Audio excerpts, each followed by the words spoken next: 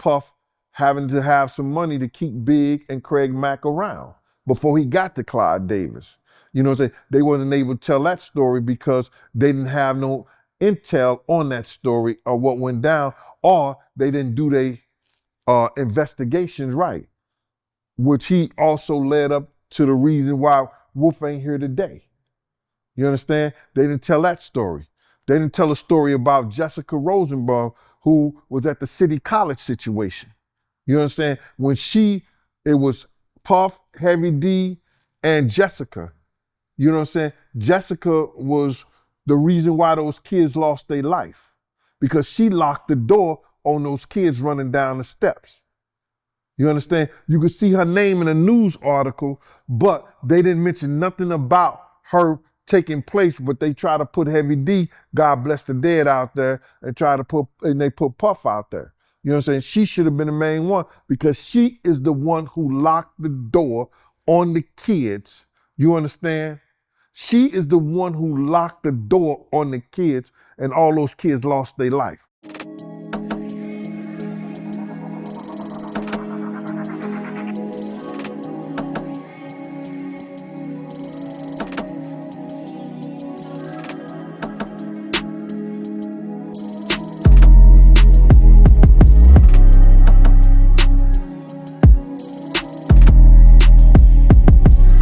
Hey, what is going on with y'all, man? It is Black Balloon, and I'm coming back with another video, man. So y'all already know what's going on. Alright, y'all. Now, check this out, right? I kind of figured we might be floating back on this topic because since the documentary has came out, a lot of clips have been resurfacing with Jaguar Wright and Gene Deal.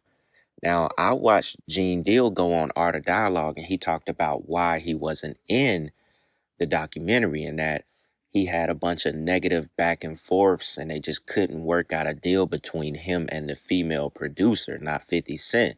50 Cent wanted him in the documentary, but they couldn't work out the terms with the other producer, right? So check this out. There was this one clip that popped up. It's an old Gene Deal clip on Art of Dialogue where he talks about Diddy and his relationship with the co-founder of Bad Boy. So y'all know Kirk Burrowes. Basically, he was like the main one talking throughout the documentary, the guy with the dreads, right? And also I found, some other clips that have basically resurfaced from Jaguar Wright. And I mean, if you kind of knew about all this stuff, you knew Jaguar Wright was really, on point the entire time. A lot of people say stuff about Jaguar Wright, but when it comes to this Diddy stuff, she was damn near right about everything, right? So there's this clip that I found from her as well where she talks about this guy. And in the clip, they talk about how, I think he's like Kris Jenner's boyfriend or something like that. His name just, slipped my mind real quick, but we're going to talk about him more. The clip from Jaguar Wright talks about how he was at like so many different death scenes of different artists. I think he was even at Michael Jackson's death scene. He was also at Kim Porter's. I'm going to let the clip tell you what's going on. But basically in this video, I want to play some of these old clips that have resurfaced that basically, tie things together and just proves it even further since the documentary has come out and people are now seeing this for themselves. And a lot of people, are going back to these old clips like, dang, she was right, he was right, this and that. That person was right about this. Like, there's a lot of clips that's just coming back around. I mean, this documentary has basically, it's turned the internet all the way up. So let's go ahead and jump into this first clip. Feel like we getting a good start on the 30 for 30 this month. So y'all already know, man. Y'all just run the like up. Y'all just run the likes up on this video for me. We gonna get straight to it, man. So with that being said, y'all, check this out. How you feel about this lawsuit that Kirk Burrowes got against Puffy? Well, what I told you was, and you are a witness to this. I said back in the day, people used to think that Kirk Burrowes and Diddy was lovers, or they had some kind of relationship like that. Remember I told you that? And you was like, I remember that. You told me that years ago. yeah, and you said to me, yo, you gonna speak about it? I said, nah, I ain't gonna speak about it, bruh. You understand? I'm gonna wait till he speak about it. So people who had known that, I always knew that because I used to follow Puff to Kirk house when we had the building and the red zone, and we used to take the money from those clubs and we had to drop it off at Kirk house. So we wasn't dropping. He would, he was staying there. If you spending the night at another house and you got a apartment with your girl somewhere else, okay. So when I seen in the lawsuit that he said that Kirk said that Puff was SAing him, sexually assaulting him, sodomizing him, doing all kind of things to him, I first thought like, but hold up, they was lovers or they was, but that's his boss. So maybe the boss cannot have sex with people. The CEO can't have people that work for them. And that's why it becomes illegal. I don't know, bro. It's the law. The law is funny. But when I seen the lawsuit and seen all the stuff that was happening and all the things that Kirk was saying, it was things that people knew. A lot of people knew that they were doing something. They were even saying that people were caught. You understand? They were saying that people was even caught. So, the people were saying that they were caught in the office doing that at one time. Let me get that straight. They were saying that people were around that worked for Bad Boy were saying that they were caught in the office in some uncompromising positions. So it wasn't nothing new, but there's a lot of things that he had said in that lawsuit, and that was crazy. And like when he said that the night that Big got killed, that I warned Puff, and I did, but I warned Kirk Burrowes first because he was the one who issued out the money for the security, and he told me that he called Puff, and Puff said he wasn't getting no more security. When I told him that we need more security, bro, you only got me here, and then you got Paul, and you got some LAPD cop or whatever like that. We need more security. We got 23 people with us. The hell is going on? Diddy told her he was going to kill Biggie. She knew it was going to happen. She was purposefully not by her husband's side that night. It happened, and she was told she had to lie about it. And guess what? That lie held up until that boy turned 18. And he started having ideas of what he wanted to do with what he inherited, because the paperwork was set up for Faith to not be able to receive $1 from Biggie's estate unless it was for little Christopher. And she only had one child with Christopher. The other children who required taking care of and feeding and all of that, all of them couldn't be fed off of Christopher Wallace's money. They weren't his kids. See how that works? Right. I wonder what Gene Deal would say about this. Now, the Kirk Burrowes lawsuit must have went over my head because he filed it back in May of this year. I didn't know about that, so I watched the documentary not knowing that him and Kirk Burrowes also had a sexual relationship, and it was put in the lawsuit. But apparently, people in the industry, Gene Deal, so on and so on, they've been knew this since back in the late 90s, early 2000s. So it seems like if you was gonna be on Diddy team, you know, either you was down with it or he was gonna force you to be down with it. How they gave a man that much power, I have no idea.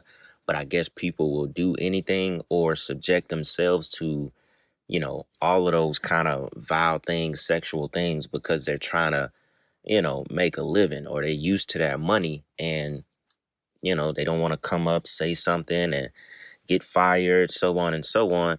So, you know, they get with the program, basically, right? So it says that Kirk Burrowes alleged years of sexual abuse, coercion, violence, and intimidation, just like most of all the other lawsuits that are against Diddy. It said Burroughs claims Combs subjected him to unwanted sexual advances, including groping his crotch and buttocks and forcing him to witness Combs engaging in sexual acts with artists, interns, and employees. And even all the way back in 1995, Combs greeted Burroughs in the nude and demanded he watch him masturbate. So we talking about he been doing this with his co-workers and people around him all his life.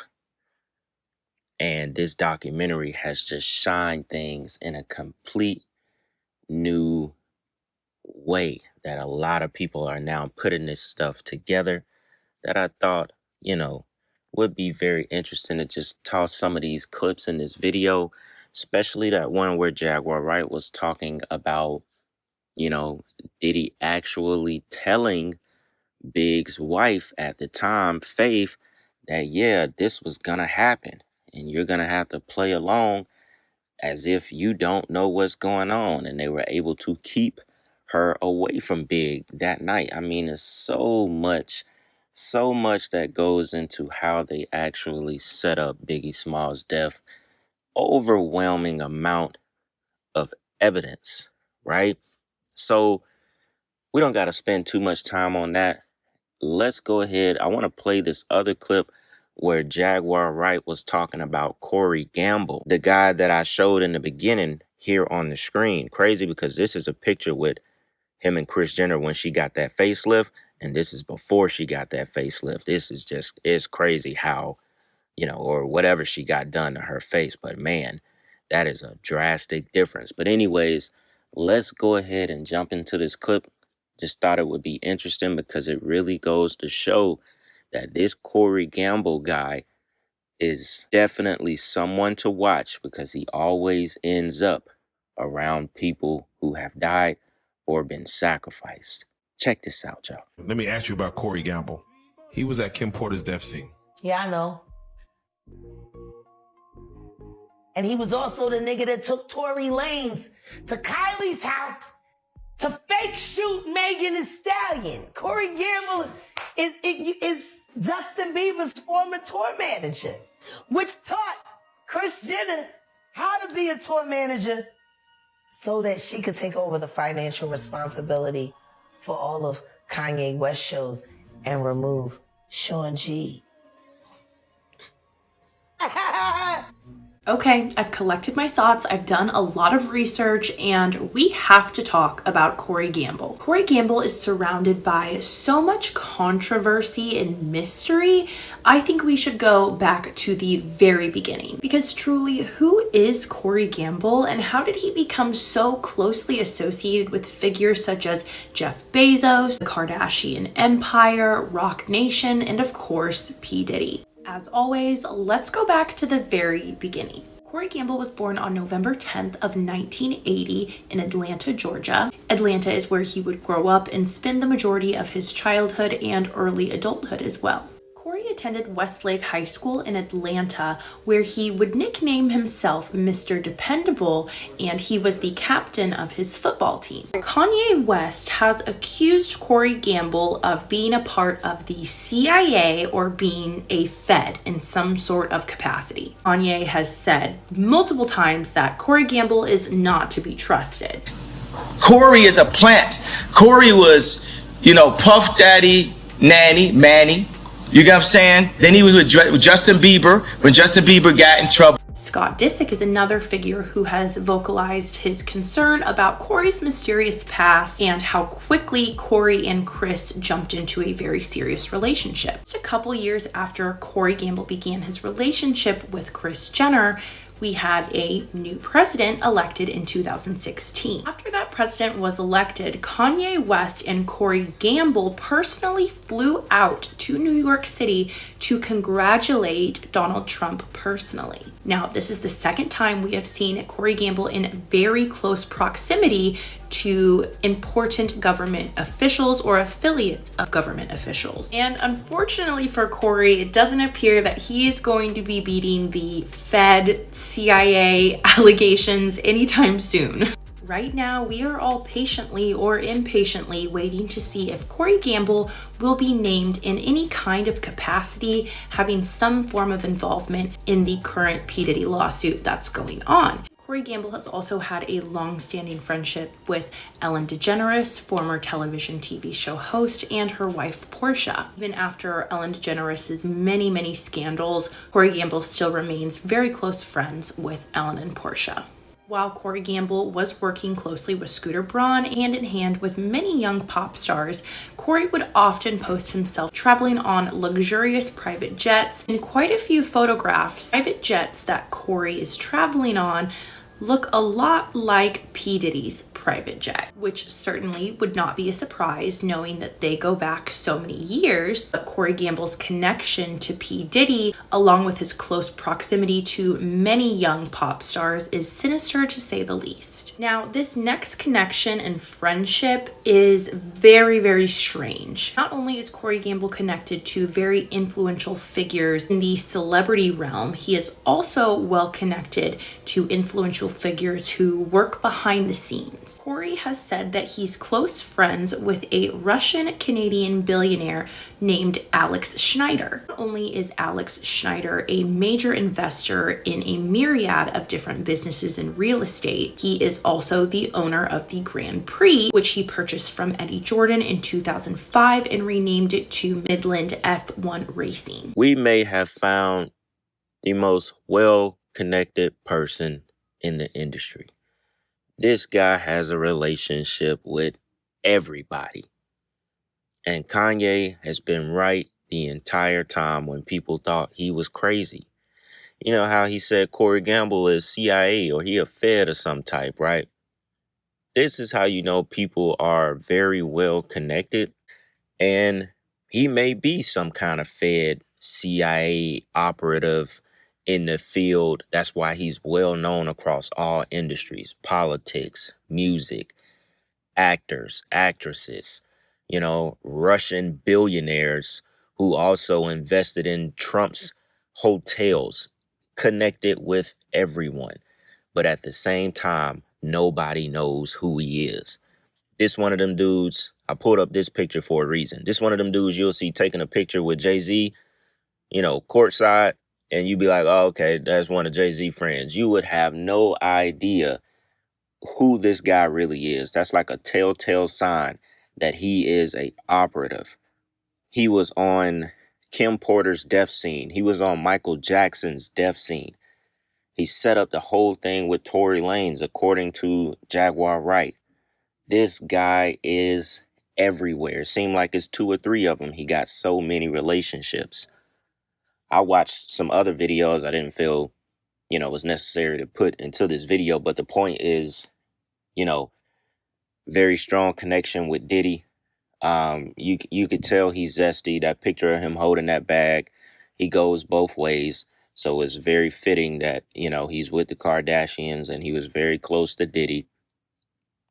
Probably had something to do with the death of Kim Porter, considering that he's been at all of these death scenes when these famous musicians and, people in the industry are dying, saying that he probably was the one who groomed Justin Bieber and got him to, some places. You know what I'm saying? Taught Kris Jenner how to be a tour manager so they could take more of Kanye's money. This guy is this one of them real deal snakes that a lot of people don't know. I didn't even know all this information about Corey Gamble. That's how you know these are the ones they'll be right there. These are the ones that they'll be right there, like, in your face, but you have no idea the connections and the way that they move because you're not really meant to know, unless you actually do some digging and put together his relationships. I mean, he has pictures with Kobe Bryant. He all over the place. I mean, you are close friends with Ellen DeGeneres and her wife. Oh, this dude, it's just crazy how some people, are playing parts behind the scenes as operatives and infiltrating so much stuff, and you wonder who is he working for? Like, what's the goal? What's the point of being so well connected? When you're already rich, it's like, who are you working for? You must be working for Satan himself. I mean, what's the point of being so well connected? How can you even juggle that many lifestyles or that many different people and circles? He's definitely an interesting character. But like I said, the point of this video is that all of this stuff is just coming back to light. Like, this documentary is going to do a lot more than just show, Diddy as a psycho. I mean, it's circling around things that, people are being forced to pay attention to now. And y'all already know, man. I mean, the documentary is huge. It's #1 on Netflix. It's probably the only thing that's on the internet right now. You can't scroll down any timeline without seeing a couple videos about the documentary. So I just thought this one was very interesting, man, to go ahead and bring to y'all on a Sunday. Y'all let me know what y'all think about this whole thing. Corey Gamble, some of this, some of these clips that's been resurfacing. And yeah, man, with that being said, y'all, it's Black Balloon. And I'm going to see y'all soon, all right? I'm out.